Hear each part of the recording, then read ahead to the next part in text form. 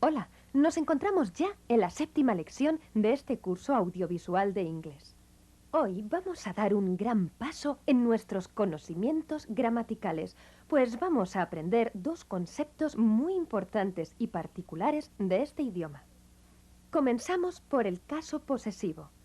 Of en inglés significa para expresar la posesión cuando nos referimos a cosas o seres inanimados.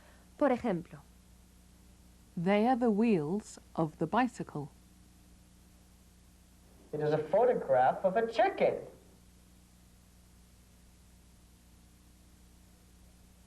It is a photograph of a chicken. pero para expresar posesión, cuando el poseedor de algo es una persona o ser animado, se emplea en inglés el llamado genitivo sajón. Este consiste en añadir un apóstrofe y una S detrás del poseedor, al que seguirá la cosa poseída, omitiendo el artículo. Por ejemplo, para decir en inglés la bicicleta del chico, The boy's bicycle. It is a soldier's cap. It is a soldier's cap. para preguntar de quién en inglés se emplea whose. Whose Spanish book is that? Whose Spanish book is that? Whose bicycle is that? Whose bicycle is that? En el caso de que el poseedor sea un nombre plural terminado en S, para formar el genitivo sajón, se añade únicamente el apóstrofe detrás de la S. The soldier's rifle.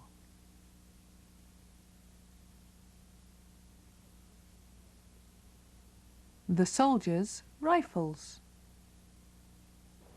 These are driver's caps.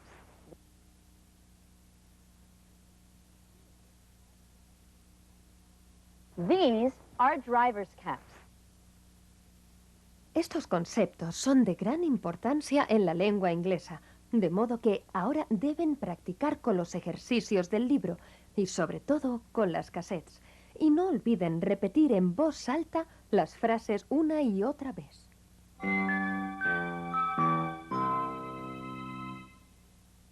Located just 16 kilometers north of Washington, D.C., on 44 hectares of Maryland countryside, the Goddard facility is proud of being the only NASA laboratory that can design, manufacture, test, and analyze space science missions using all of its own resources. One major project Goddard will be managing from its Maryland facility will be the Hubble Space Telescope, scheduled to be launched from the Space Shuttle in December 1989. Once in orbit, the Space Telescope is expected to be a primary tool to explore near and deep space for the next 10 to 15 years. Director Townsend says Goddard has also been at the forefront of Earth science technology. Since 1960, Goddard has been involved with the development and maintenance of NASA's first satellite tracking and communications network. This has evolved into a constellation of 4 tracking and data relay satellites placed into orbit by the Space Shuttle.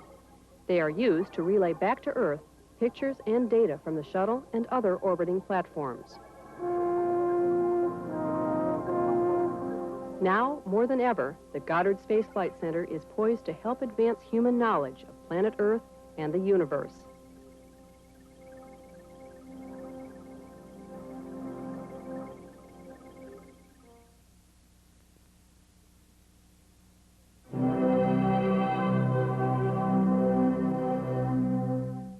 Comenzamos ya la 8ª lección de Visual English dedicada en su totalidad a un tiempo verbal muy utilizado en el lenguaje coloquial, el presente continuo. Este tiempo se emplea en inglés para indicar una acción que se realiza en el momento de hablar. Se forma mediante el verbo to be, ser o estar, seguido del verbo que se quiere conjugar en participio presente, es decir, terminado en in. She's crossing the street. I am learning Spanish. I am learning Spanish. He is learning and writing Spanish.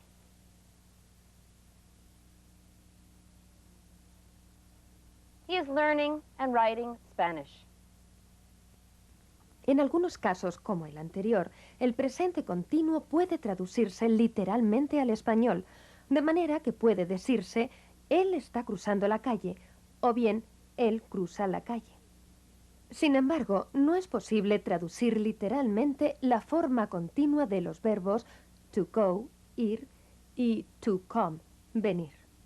She is coming here this morning. She is coming from New York.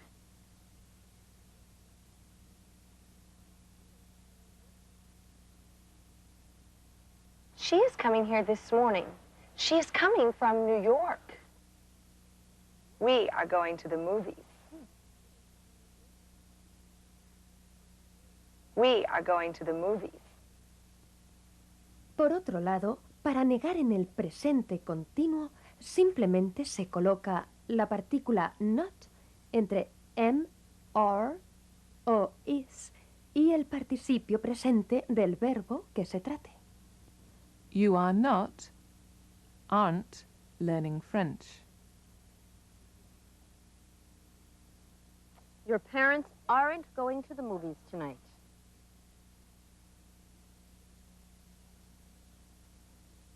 Your parents aren't going to the movies tonight. I'm not doing anything this afternoon.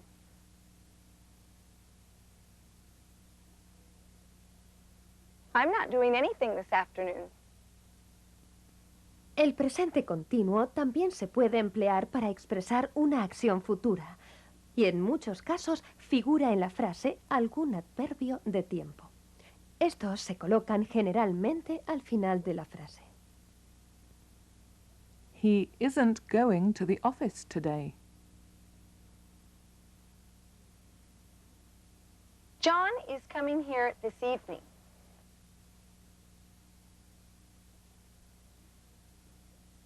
John is coming here this evening. Para formar la interrogación con el presente continuo, se coloca el verbo to be delante del sujeto y a continuación el participio presente del verbo que se utilice. Is he going to the office this morning?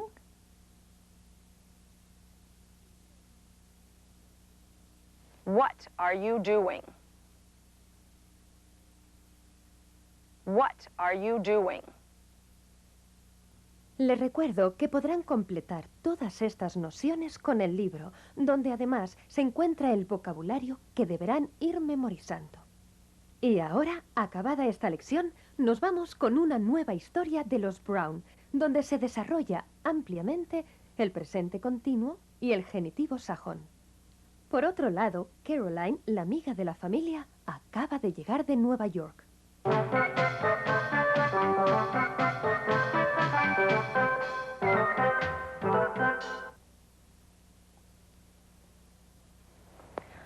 What are you doing, Margaret? I am learning Spanish. Why are you sitting in the garden and learning Spanish? It is pretty here. Whose Spanish book is that? It is our friend Caroline's Spanish book. When is Caroline coming here? She is coming here this morning. She is coming from New York. Hello! Hello! Hello! What are you doing, Caroline? I am coming from New York. I am working in a big office there. New York is a big, big city. A lot of people there are working and playing and crossing the street. Whose bicycle is that? It is my bicycle. Is it coming from New York? No, no, no. I am playing with the bicycle here. It is from my house. Have you something from New York? Yes, the suitcase is from New York. What is in the suitcase, Caroline? Some pretty hats. They are from New York. Are those your hats? No, this hat is yours. It is mine? Oh, thank you, Caroline. It is pretty. And this hat is yours. It is a soldier's cap. These are driver's caps. They are yours. Margaret, Where's John? John? Yes, John. Is he coming here? He is studying Spanish. Good. He is learning and writing Spanish. From my Spanish book? Yes. When is he coming here? Yes, when is he coming here? John is coming here this evening. Tonight? Where is he coming from? Mother, he is coming from the school. Where are you going this evening? We are going to the movies. What movies? Where is the movie theater? The movie theater is on the main street by the food store. We are crossing the street by our house and running under the big bridge on our street and speaking to the old man standing by the food store. We are going to the movies tonight. Are we going to the movies tonight? Well, No, we are not going to the movies tonight. Margaret and John are going to the movies tonight. Well, your parents aren't going to the movies tonight. Margaret, what are you doing this afternoon? I'm not doing anything this afternoon. I am standing by you in the garden. John is not coming here tomorrow, next week, next month. He's coming here today. I am sitting by you this morning. My little brother, what are you doing?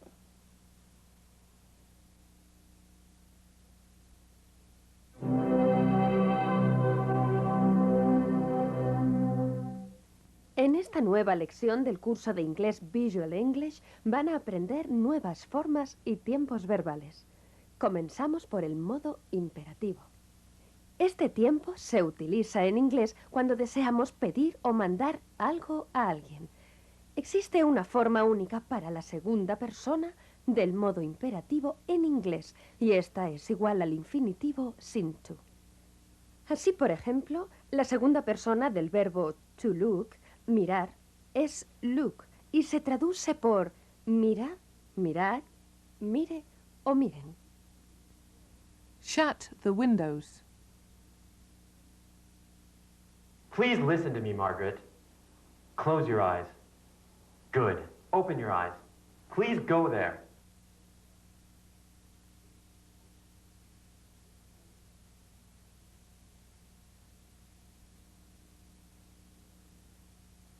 Please listen to me, Margaret.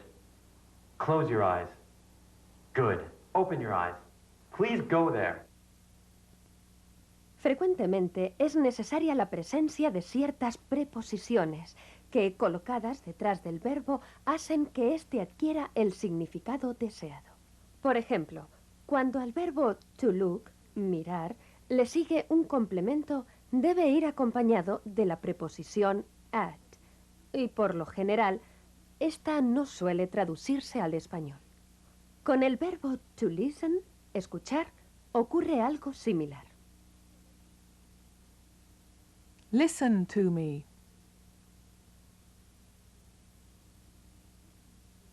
Look at this picture.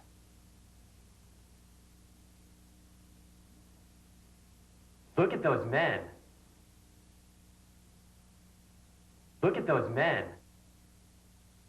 Por otro lado, vamos a estudiar el modo infinitivo, que en español viene indicado por alguna de las terminaciones ar, ir, según que pertenezca a la primera, segunda o tercera conjugación, y que se caracteriza en inglés por la presencia de la partícula to, que no se traduce al español y que se coloca siempre delante del verbo en este modo infinitivo. To speak. To know. To live. I generally go to work. I generally go to work. El presente habitual es igual al infinitivo, pero sin la partícula to, y se emplea para describir aquellas acciones que se realizan habitualmente, todos los días, cada semana o bien con cierta frecuencia en alguna fecha determinada. They go to work every day. I usually walk. I usually walk. Con el fin de afianzar todos estos conceptos, no olviden realizar sus ejercicios en libros y cassettes y, sobre todo, estudien vocabulario y cuiden la pronunciación.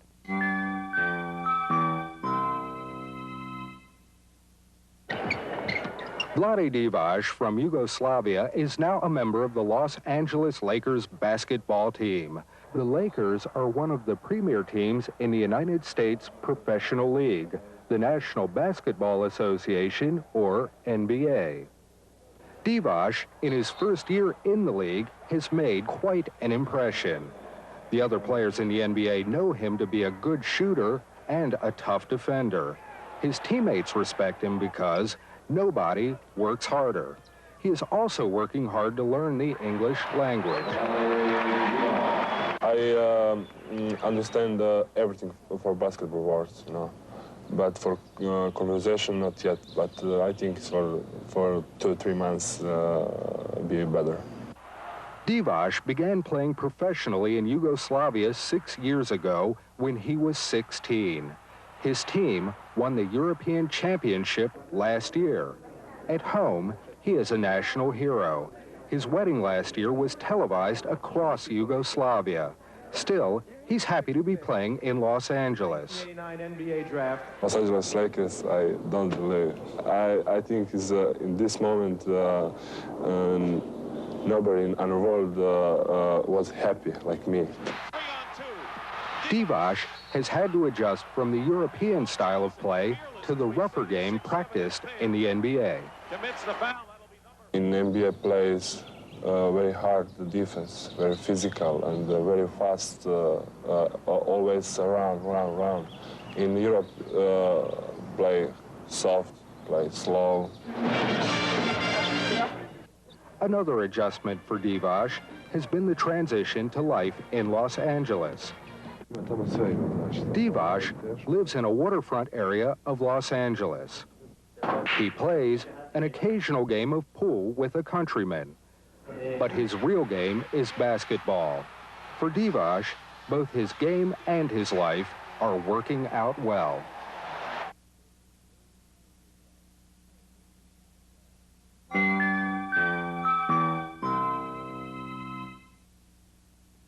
Empezamos esta 10ª lección continuando el estudio del presente habitual. Recordemos, un tiempo que se emplea en inglés para describir aquellas acciones que se desarrollan de forma habitual o con cierta frecuencia. Algunos verbos tales como to know, conocer o saber, y to want, necesitar o desear, se emplean siempre en presente habitual, aunque la acción se desarrolle en el momento de hablar. I want a new hat. I know them. I know them. Algo muy similar ocurre con los verbos de percepción involuntaria, tales como to see, ver, y to hear, oír, que igualmente se emplean siempre en presente habitual, aunque la acción se esté realizando en el momento de hablar. I see Robert. Ya que estamos hablando de acciones que se desarrollan con cierta frecuencia, es decir, de forma habitual, muchas veces es lógica la presencia de los llamados adverbios de frecuencia, que se colocan generalmente delante del verbo principal. You never read the newspaper. You always drive to the club. I often listen to the radio.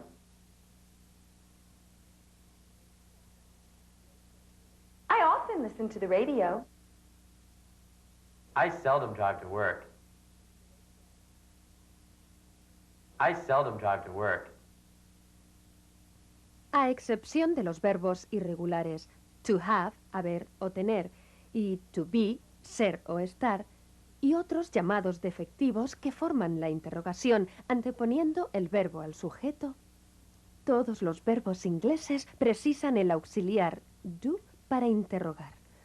Do, empleado como auxiliar, no se traduce al español. Por lo tanto, la frase interrogativa se forma con el auxiliar do en primer lugar, a continuación el sujeto y posteriormente el verbo, acordándonos de colocar el signo interrogativo tan solo al final de la frase. Do the girls stand by the window? Do you speak Spanish? Do you read Italian magazines?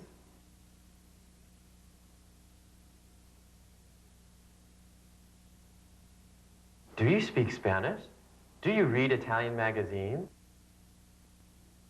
Al responder afirmativamente a una pregunta en la que figura el auxiliar do, puede darse una respuesta completa repitiendo el sujeto, el verbo y el complemento detrás del verbo principal. O bien puede emplearse una respuesta breve compuesta del sujeto y el verbo auxiliar do a continuación de yes. Ahora lo verán más claro. Do you listen to the radio? Yes, I listen to the radio. Yes, I do. Do you study hard at school? Yes, I do.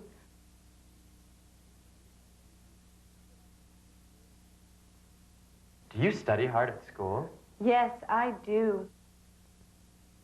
Y ahora nuevamente pasamos a las peripecias de los Brown. En este próximo capítulo, Margaret y John tienen una cita.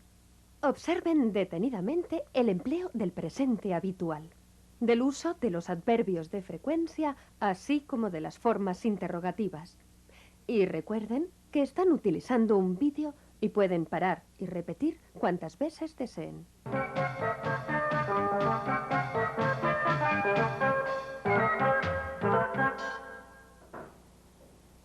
Margaret, do you like music?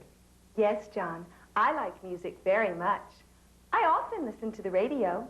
My brother and I usually listen to the radio after lunch. After lunch, I generally go to work. The packages. I generally go to work on Monday, Tuesday, Wednesday, and Thursday.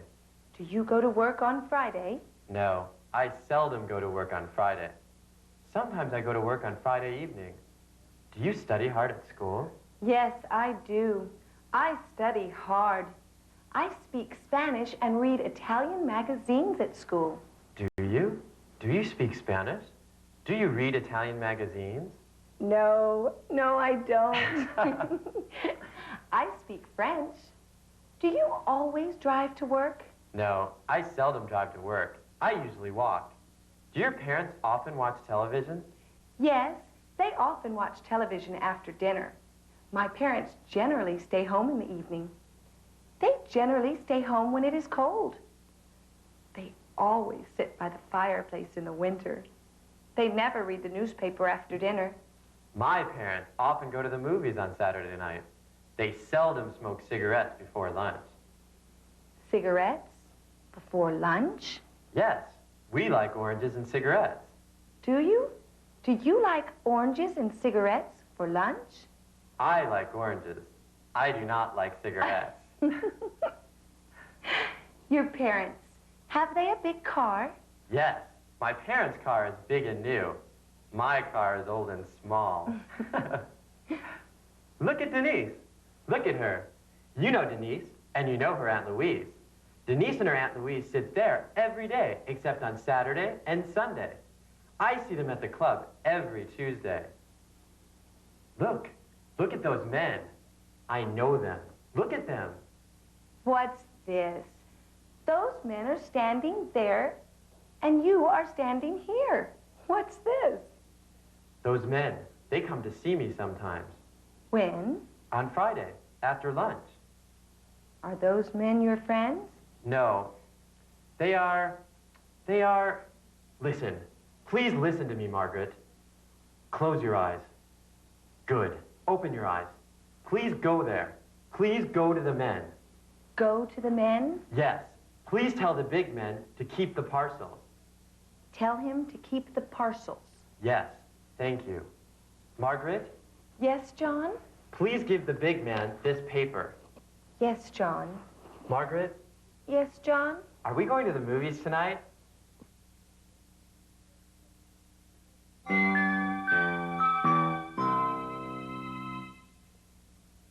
En lecciones anteriores estudiábamos el presente habitual en sus formas afirmativa e interrogativa.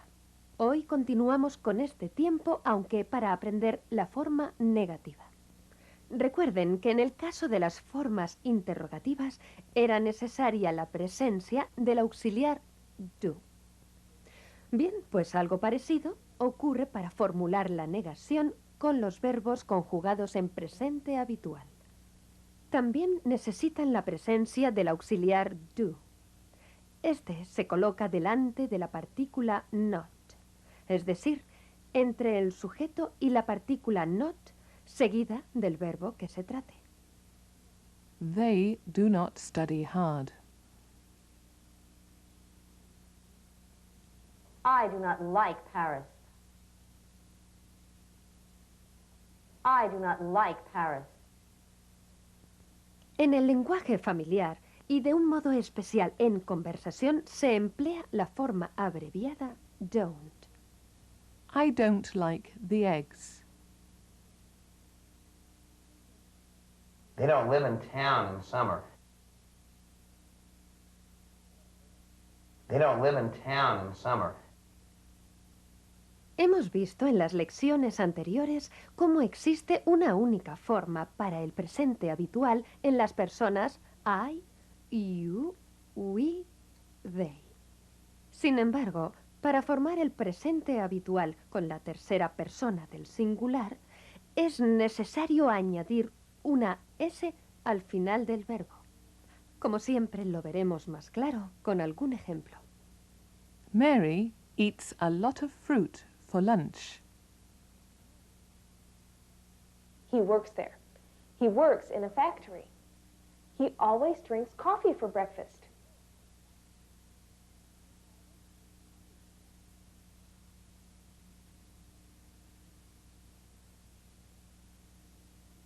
He works there. He works in a factory. He always drinks coffee for breakfast.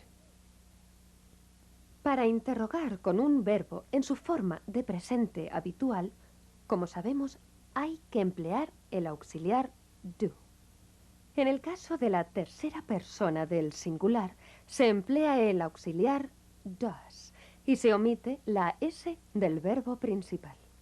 Se ve claramente en el siguiente ejemplo que refleja la forma afirmativa y la interrogativa.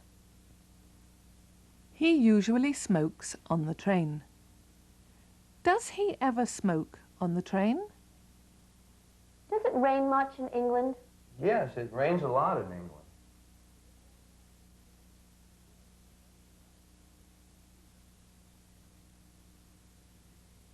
Does it rain much in England? Yes, it rains a lot in England. Does he ever read English magazines?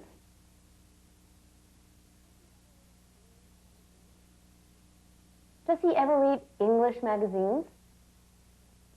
Como verán, la gramática inglesa es sencilla pero rigurosa y generalmente tiene pocas excepciones. La práctica, como siempre, es el mejor método para captar la base del idioma. Así que, como ya es habitual, les recomiendo que no dejen de ejercitarse con los libros de apoyo y con las cintas de audio.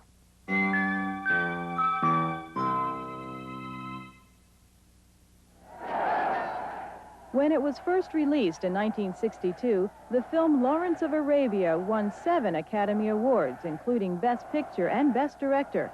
Based on the book 7 Pillars of Wisdom by T.E. Lawrence, the film brought international recognition to actor Peter O'Toole, who portrayed the British Army officer who rallied the Arabs in their revolt against the Turks during World War I.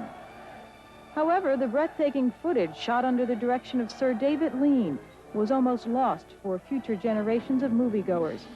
In 1986, it was discovered that all prints of the premiere version had vanished. Parts of the original negative and soundtracks were damaged or missing. But now, after 2 years of painstaking research, technical triumph, and the expenditure of $700,000, Columbia Pictures is releasing a restored version of Lawrence of Arabia. Come on, then! The powerful images on the screen, images that have to be seen in the theater to appreciate their magnitude, were the design of director Sir David Lean. You know, all of us here, we just loved making this movie. It was one of the great adventures you can imagine. We started in Jordan, and we went to Spain, and off we went across the Mediterranean to Morocco. A strong force in saving the result of this great adventure was film director Martin Scorsese. Co-chairperson of the American Film Institute's Preservation Fund, Scorsese hopes to encourage studios to be aware of the need for film preservation.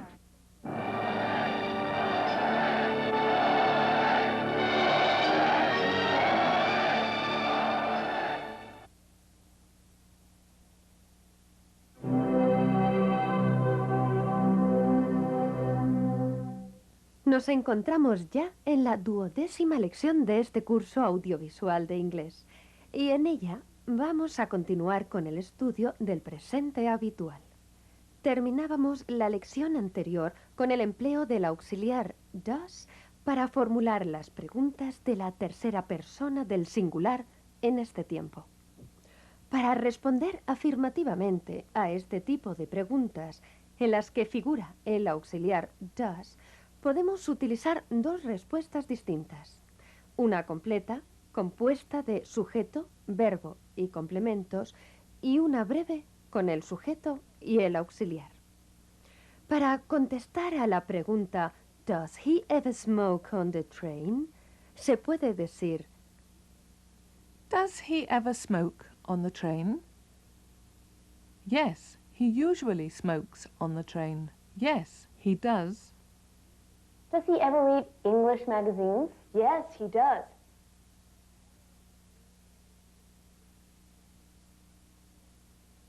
Does he ever read English magazines? Yes, he does.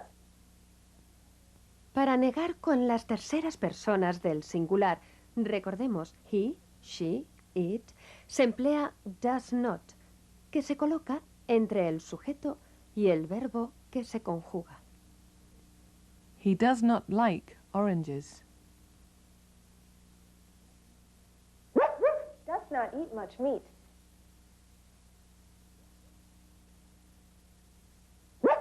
Does not eat much meat. Y claro está, como en los casos anteriores, generalmente en conversación se suele utilizar la forma abreviada doesn't. The dog doesn't sit by the door.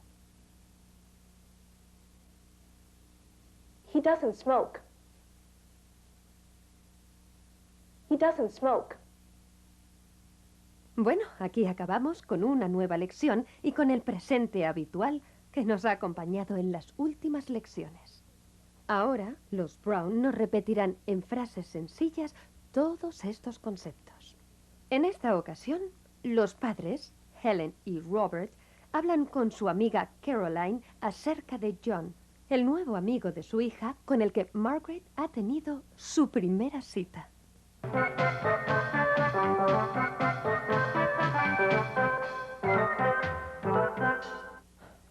When is Margaret coming home? Tonight. Robert, do you like John, that boy going to the movies with Margaret? Well, Hello, dear. Come in. Dear, me? Please, I am Caroline, your friend. Yes, we know you, Caroline. When is Margaret coming home? Tonight. Hello? Hello, Uncle George. What are you doing? Oh, I see. Yes. I see. Yes, of course. Who is Uncle George? He is Helen's uncle. He lives in a small town. Yes? Oh, yes, Uncle George. Tell the children to listen to their parents? Yes. Okay. Goodbye. What is Uncle George doing? Uncle George and his wife live in England in a small town. He works there. He works in a factory. He always drinks coffee for breakfast. He eats a lot of fruit for lunch. He likes fruit very much. He always drinks tea after lunch. Oh, Uncle George likes fruit and coffee and tea. Does he ever read English magazines? Yes, he does. He likes English magazines. He reads the magazines on the bus. Sometimes he walks to work. Does it rain much in England? Yes, it rains a lot in England. Oh, it does not rain much in Spain. Does Uncle George ever smoke a pipe? No, he doesn't smoke. He plays tennis in the mornings. His wife works in a department store. Uncle George has a dog. The dog's name is Ruff, Ruff. Ruff, ruff. Yes, that is the dog's name. Does the dog eat a lot of meat? No, Ruff, Ruff does not eat much meat. The dog eats a lot of bread and it runs in the street. Does Uncle George always live in a small town? No, he doesn't. Uncle George and his family live in the small town in autumn, winter, and spring. They don't live in town in summer. They live in the country in summer. Their children don't go to school in summer. Uncle George goes to Paris every autumn. I do not like Paris. I generally don't go to Paris. Do they understand English in Paris? Sometimes. They usually speak French. Does my mother know your Uncle George? No, your mother doesn't know him. I am looking out the window. I am watching for Margaret. Is there any coffee? Yes, the coffee pot is on the tray. There is some coffee in the coffee pot. There is not much coffee in here. When are Margaret and John coming home? Tonight. Robert.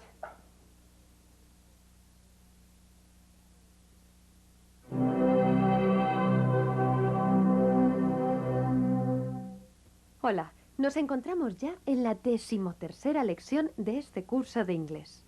En este nuevo capítulo van a estudiar la manera de construir frases cuando éstas se encuentran en forma negativa o interrogativa.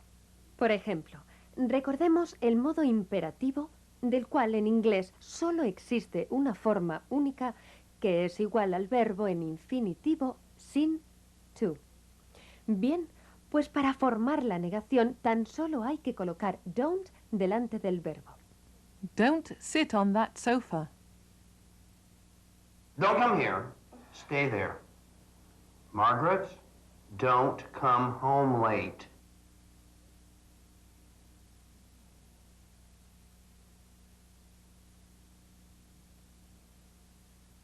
Don't come here. Stay there. Margaret, don't come home late.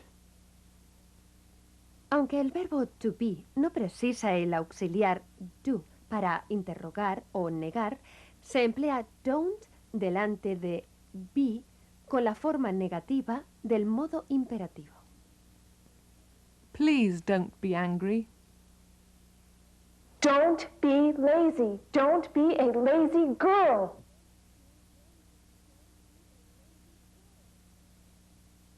Don't be lazy. Don't be a lazy girl. Recordemos ahora el verbo impersonal I. There is, there are. En las interrogaciones, es decir, cuando se interroga y niega a la vez, siempre se usa la forma abreviada del verbo. Isn't o aren't. Y se coloca la abreviación delante del sujeto. En este caso, there. Por otro lado, se emplea any para preguntar si hay algo de. Isn't there any paint in the can? Aren't there any towels on the shelf? Isn't there anybody here? Isn't there anybody here? Aren't there any handkerchiefs in the drawer?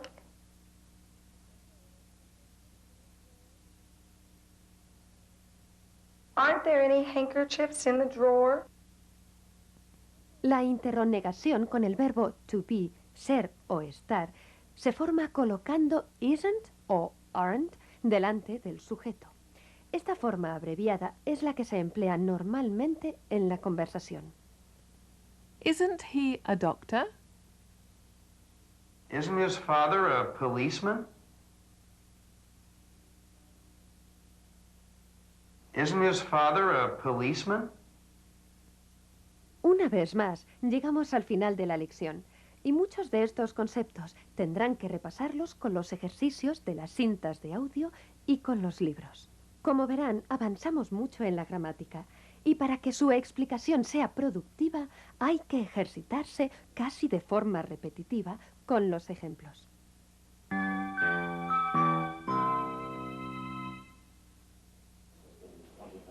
Television. It's so much a part of American life, it's hard to imagine a time when it was not around. This year marks television's 50th anniversary. On April 30th, 1939, Americans were introduced to TV at the New York World's Fair. 10 days later, President Franklin Roosevelt officially opened the fair and became the first American president ever seen on television. But television got off to a slow start. World War II interrupted the expansion. It wasn't until after the war that people began buying TVs in large numbers. In time, TV found its own way to produce entertainment.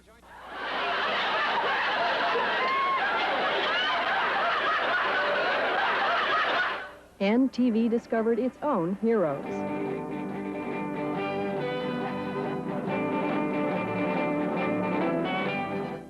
Television was not only a source of entertainment, but it gave Americans instant pictures of a changing world. President Kennedy has been assassinated. It's official now. The president is dead. That's one small step for man, one giant leap for mankind. Those experiences became even more vivid, more realistic when color pictures replaced black and white in the 1960s. And when satellite technology allowed TV to bring news events to people more quickly. In the 1970s and 1980s, people had more to watch on TV because of the growth of cable television, where homes are wired to receive programming. The three major American television networks, ABC, NBC, and CBS, were no longer the prime sources of news and entertainment. The look of televisions also changed through the years. They've become smaller, like this TV with a built-in video recorder. Even big-screen TVs are popular today, but one thing that hasn't changed, television remains an integral part of everyday American life.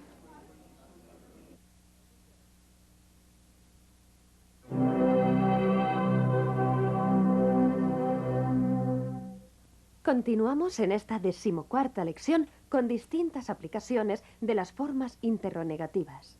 Por ejemplo, para formar la interrogación con el presente continuo, se coloca el verbo to be delante del sujeto al que seguirán la negación not y el verbo de que se trate en gerundio, es decir, terminando en ing. Are they not sitting on the floor? Aunque generalmente y sobre todo en la conversación habitual se utiliza su forma abreviada, se coloca aren't o isn't delante del sujeto al que sigue el verbo en gerundio. Isn't the dog sleeping on the floor? Otro de los verbos principales en el idioma inglés es el verbo to have. Pues bien, para formar la interrogación con este verbo ocurre algo similar, ya que se construye colocando haven't o hasn't delante del sujeto.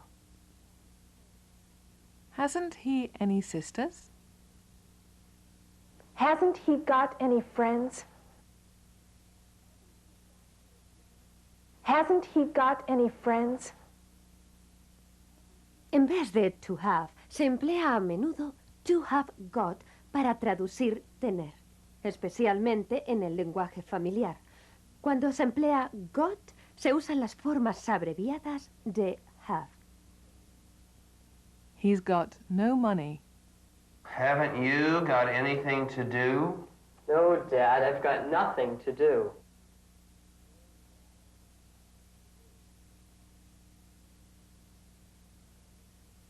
Haven't you got anything to do? No, Dad, I've got nothing to do.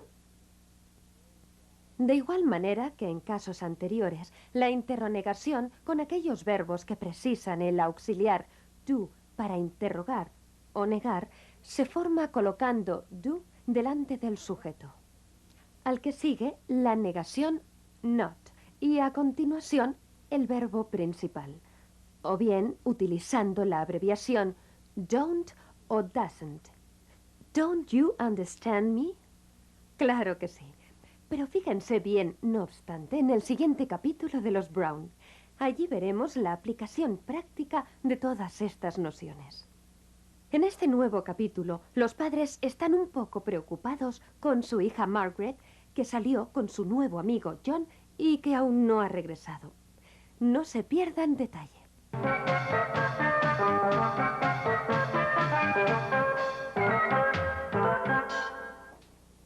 Is there anybody in the living room? Isn't there anybody here? Phew.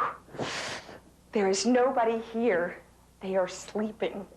There is nobody in the living room, but there is somebody in the kitchen. Thanks. Say something to her. Don't say anything to her. Say something to them. Stand up. I am standing up. Sit on that sofa. Sit down. She is sitting down. Oh, come here. Don't come here. Stay there. Margaret, don't come home late. Don't be lazy. Don't be a lazy girl. Don't be naughty. Don't be a naughty daughter. Please don't be angry, Mom and Dad. Don't be angry with her. Mother? Yes, Margaret? Isn't there any chocolate? Yes, dear. There is some chocolate in my pocket. Don't give her any sweets. Daddy! Listen to me. Listen to me. We are listening to you. Hello. Where is John? Do you remember him? Haven't you got anything to do? No, Dad, I've got nothing to do. Haven't you got some interesting books to read? No, Mom, I haven't any interesting books. Go. Go to your bedroom. Now. Now. Okay, I'm going. Hasn't he got any friends? Who? John! Yes, John has some friends. Has he no work? Yes, he has work.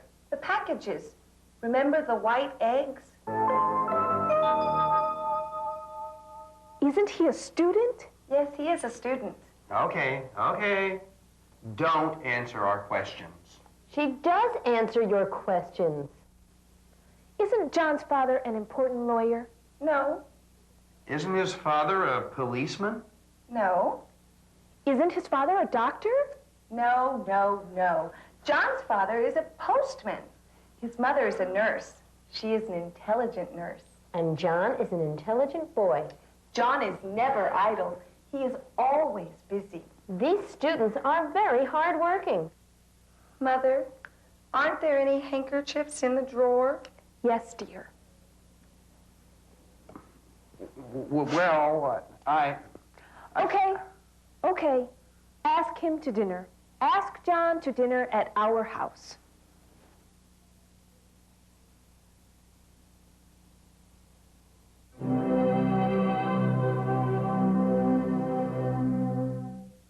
Hola, comenzamos una nueva lección de Visual English. Para empezar, vamos a conocer una nueva aplicación del verbo to have. Este importante verbo inglés, además de significar haber o tener, se puede emplear en diferentes sentidos. Por ejemplo, se usa en el sentido de beber o comer, es decir, para traducir tomar cuando se trata de comida o de bebida. You have some toast for breakfast. We generally have a light lunch. Yes, and we usually have a big dinner.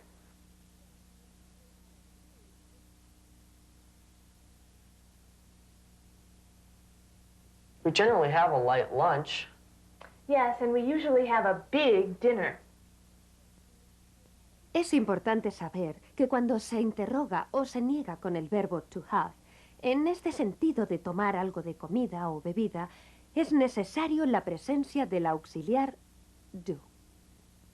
What time do you have tea? What do we have for lunch? What do we have for lunch? Otro de los verbos de gran importancia en este idioma es el defectivo can. Generalmente, este verbo acompaña a otro y hace, por tanto, las veces de auxiliar. Sin embargo, se traduce por saber cuando indica aptitud o habilidad para hacer algo. El modo infinitivo es can, es decir, no va acompañado de la partícula to. Y además, existe una única forma para todas las personas del presente de indicativo, sin excepción para la tercera persona. She can play the guitar. I can cook 4 eggs. We can have eggs for lunch.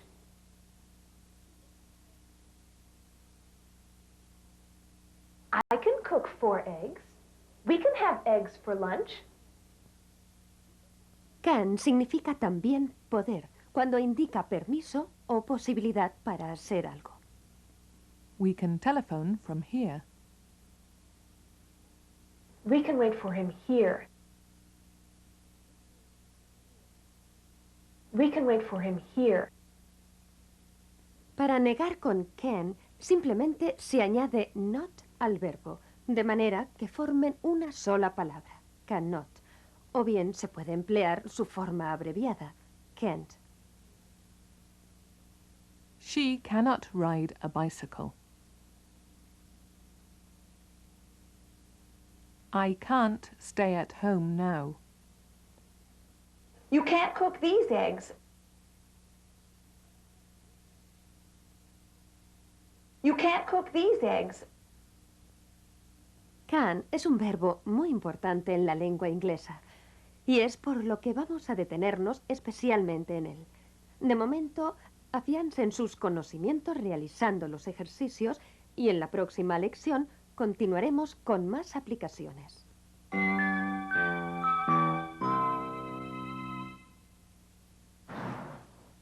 For millions of disabled people around the world, being physically active is the ultimate challenge. A challenge that many say is a matter of mind over body. Today, people with physical disabilities are getting out more, doing more, enjoying life more than was ever thought possible. In Washington, D.C., a group of disabled sports enthusiasts gets together once a week to work out at a huge sports complex. They are members of the Achilles Track Club. The club idea started in 1983 in New York City. It's been growing ever since. There are chapters in several cities across the United States and in Norway, Trinidad, Poland, and the Soviet Union. Members range in age from the early teens to 50 and older. Some people, like DC Club President Irv Lipskind, work out just to keep fit. Club members are able to pursue their athletic interests with various degrees of dedication. Some compete in races, like Paul McDowell.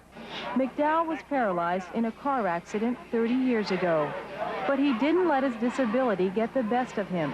Today, at age 50, he lifts weights of up to 80 kilograms and participates in wheelchair races. Many would agree it takes courage to overcome a disability. Few may be more courageous than Rick Holborough. Holborough is a blind runner. He competed in last year's Summer Olympic Games in Seoul, South Korea. He trains with friends. For many club members, participating in sports has given new meaning to life. 15 years ago, Ken Carnes was injured in a motorcycle accident. He is paralyzed from the waist down. 3 years ago, Carnes began competing in races. Today, he is considered a world-class athlete. He finished first in this 8-kilometer race. It's the thrill of competing and trying to be the best of what you possibly can. And even people paralyzed from the neck down that can move their arms just a little are out there competing. And there's so much for you to do, and it's offered to you if you just get out and try. 20, 35.